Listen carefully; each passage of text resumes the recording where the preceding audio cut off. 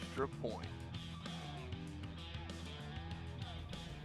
Hello and welcome to The Extra Point. I'm Ryan Gooden, and standing on the opposite side of the studio is Haley Rader. Haley, how are you doing? And we're going to shift gears and go to basketball season. It's right around the corner, about a week away from our first scrimmage, I believe.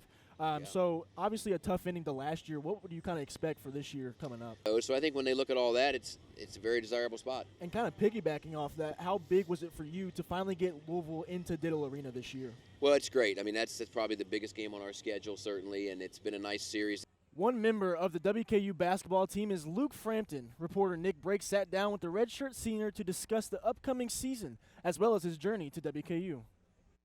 And with the COVID rules, it's kind of been weird with, players coming back for an extra year, or whether it's a fifth year. How big was it to finally get Josh Anderson for a fifth year?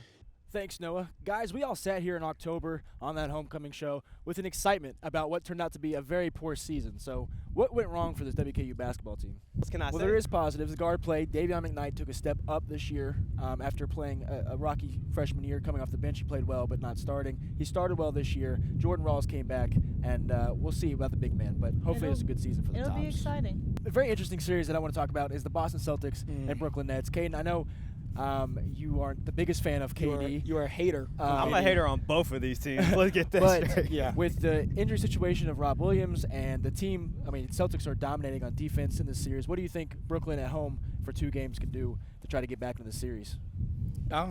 Well, I think Brooklyn will be just fine. All right, so we're going to go from the NBA playoffs to the Stanley Cup. Nick Landrum has the latest on this season's run for the Cup.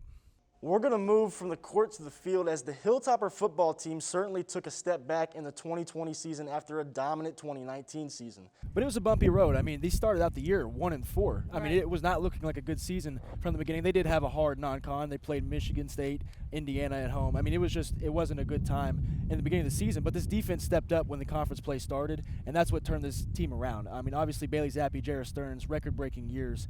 But the defense really ignited this team to get on this winning streak.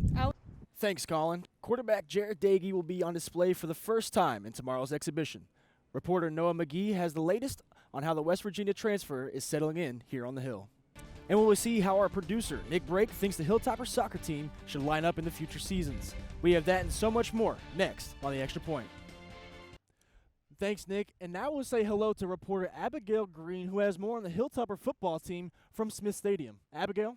You kind of talked about that electric offense. It's going to be harder today. It is wet and rainy and cold outside. The ball might be slipping out a little bit. So for Jarrett Stearns and Bailey Zappi to kind of get that early connection will be huge for this offense. But for the defense, like you said, the corners need to stay intact. The secondary has to be better than it has been. But this front seven, the last 2 games, you're putting up 11 sacks in 2 games. That is numbers you have to start replicating throughout the rest of the season. If you are interested in attending the 15th annual Run/Walk for Autism, you can visit the Bowling Green Ballpark this Saturday starting at 8 a.m. Well, that's all the time we have for today. We are going to take you onto the Hill, go there 3 o'clock, kickoff time for Western Kentucky. And as always, guys, it's up and it's good.